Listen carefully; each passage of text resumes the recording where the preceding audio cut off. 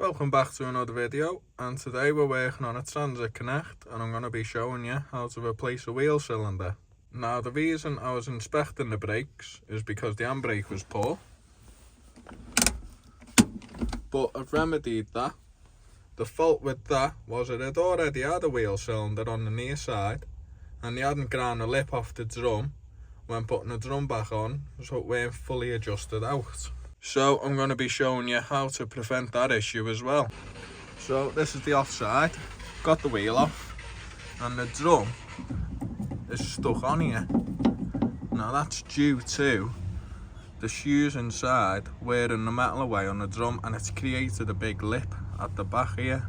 So we're going to have to pry this off because there's no hole to wind the shoes in. So this drum,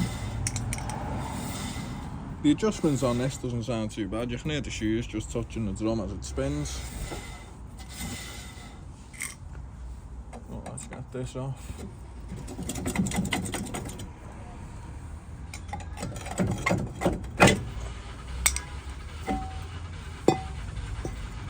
So I've already diagnosed this. As you can see, there's a little bit, it's not terrible, but there's a little bit of a lip here.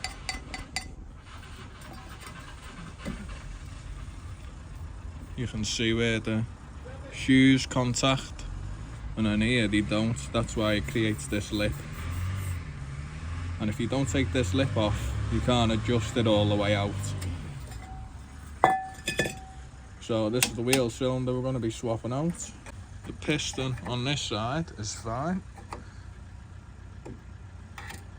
See, that can go in and it will eventually return.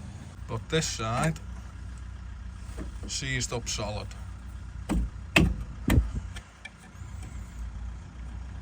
And you can see when someone's been in here, they've not rotated the piston. And there's a little lip here to stop the shoes from coming too far out. That's all mangled. So I'm going to go ahead and just knock a little bit off just to show you what it is that we're actually removing. And the best way I found to do this is a flapper disc on a grinder. You don't want to use a stone wheel because that's not quite as forgiving.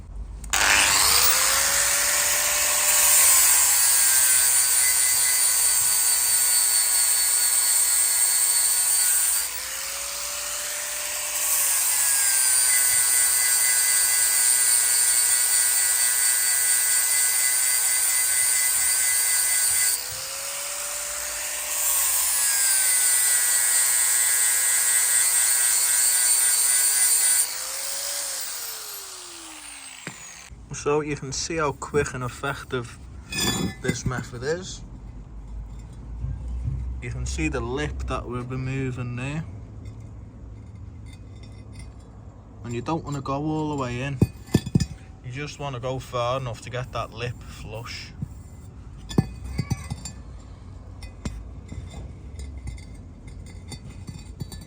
So I'm going to carry on with the rest of that now.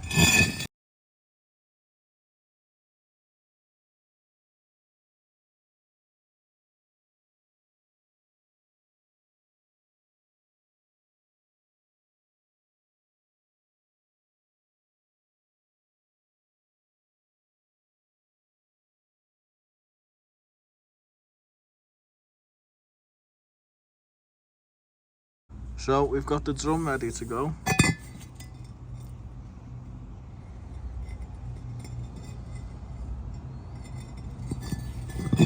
With the drum all ready to go back on, we're going to get this cylinder off now.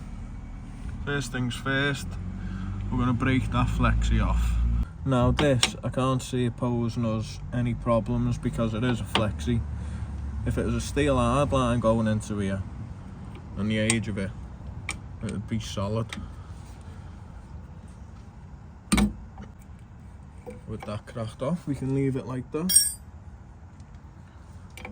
Move on to the bolts that hold it to the backing plate.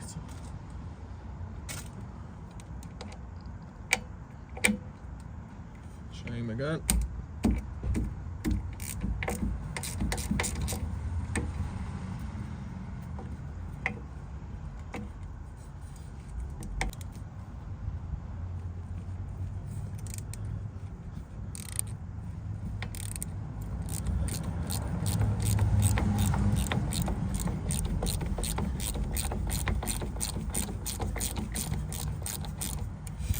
keep these because the new one doesn't come with a bleed nipple rubber or any bolts.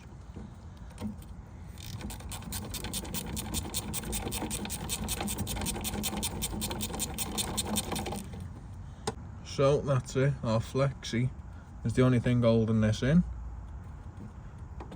Give that a wiggle. That's it, out it comes.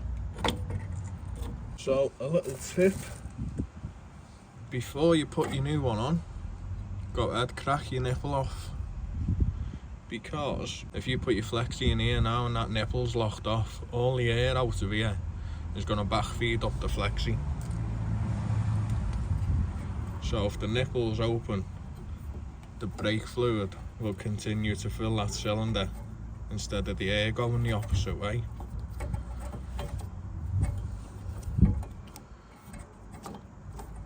So this should start dripping out now. There you go.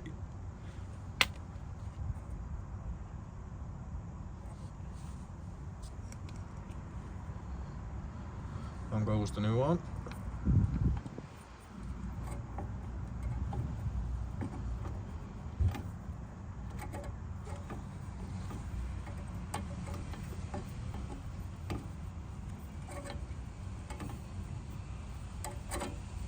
Unfortunately the threads start in a different position on this one, so we're gonna have to twist the flexi a little bit. As long as it doesn't kink, you won't have a problem. So we're just gonna nip that up here now.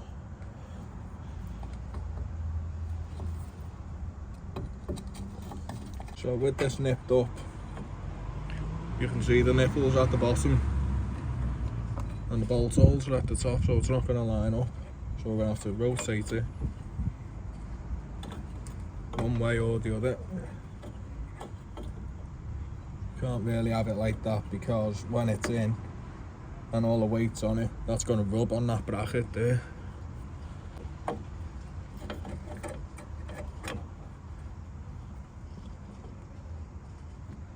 I think that's your best bet, rotating it the other way. Yeah, we should be alright with that. Make sure your piston's lined up, unlike the old one. That's what it should look like, because the old one weren't lined up. The shoes mangled it.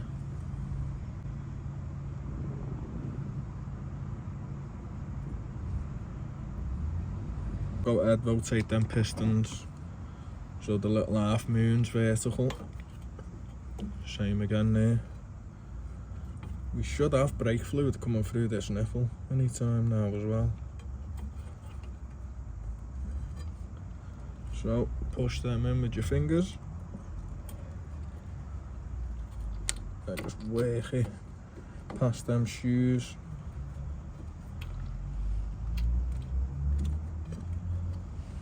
Like that.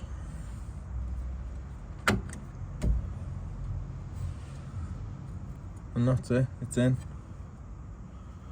Go ahead, put your 10 millis back in.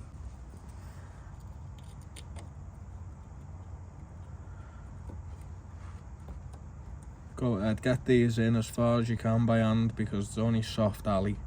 Doesn't take much to strip one of these out. Same again here. I can't get my head in the hole because I've got the camera in there. Can't really see. There we go, they're both started them now. And by the feel of it, we've got brake fluid coming out that nipple. So we're not even finished putting it back together and it's already halfway bled.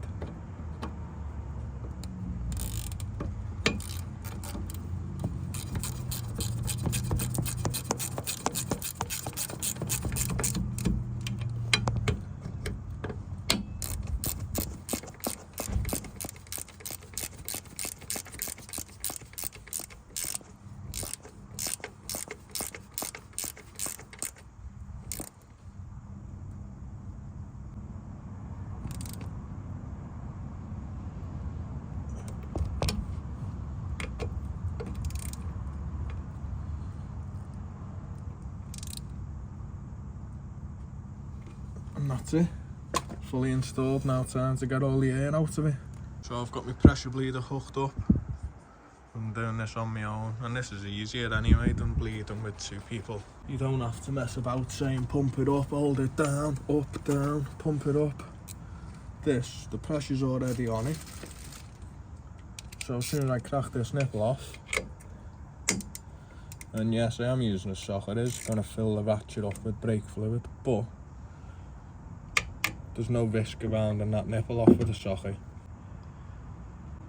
So that pressure bleeder's just pumping some fluid through. You can see we've got a constant stream. I didn't even see any air to begin with. That's because we had that nipple open when we put the flexi on. So I'm just going to agitate these pistons now to make sure there's no airlocks in any little crevices in this cylinder. Just going to pump them in and out with a screwy. Hold it in. While it's held in, I'm going to go ahead, lock that nipple off, release it,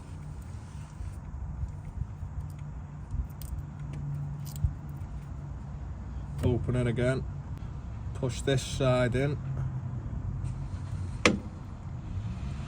see, no air came out then, lock that nipple off again, let go of the piston.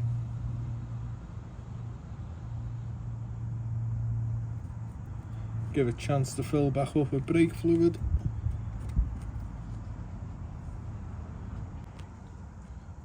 And because we had that nipple open when we first installed it, we know all the fluid coming through this pipe has gone in and come back out. We've not had any air creep back up and risk having to bleed a different corner on the van. Because the van's that old, if you tried to bleed a different corner on it now, you'd probably snap a nipple off. So before we adjust the handbrake, we're just going to give everything a little spray down. And we're going to be using hot soapy water. Now, no one ever believes me. Hot soapy water is the best thing for brake fluid. Brake cleaner just doesn't touch it.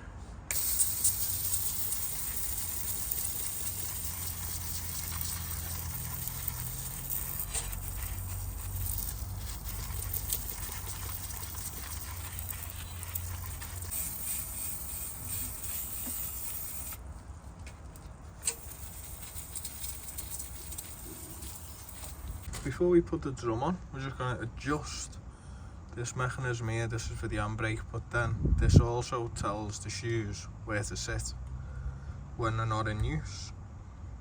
So you want them just touching the drum. Now this is a self-adjusting mechanism. They never ever self-adjust. So we are just going to put a drop of oil on there. A little bit on that ratchet, tiny drop, and a little bit on this thread here, a little bit too much.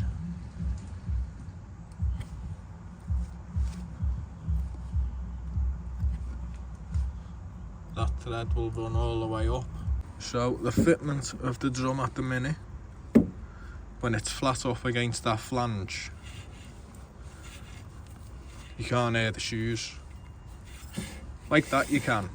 That's because the drums come out a little bit because there's nothing tying it in. So that's quite loose at the minute. We're going to get a couple of clicks on here to fix that. So if you see right at the back there, there's a little spade thing which obviously holds the teeth. As them shoes come out, that'll lock it in. But we're just gonna move it ourselves manually. Give it a tap.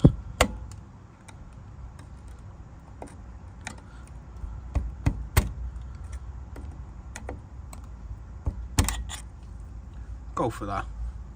Throw the drum on.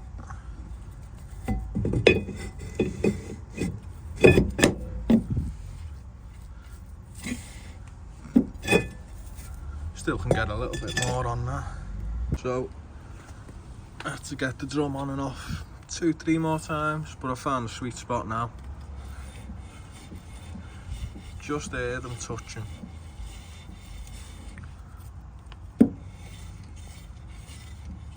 So that's what we want. We're going to leave inside alone now. We're going to get the wheel on.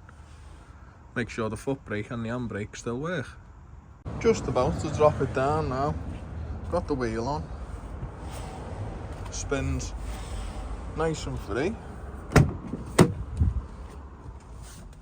Handbrake nice and tight. Let's just do one click. Solid.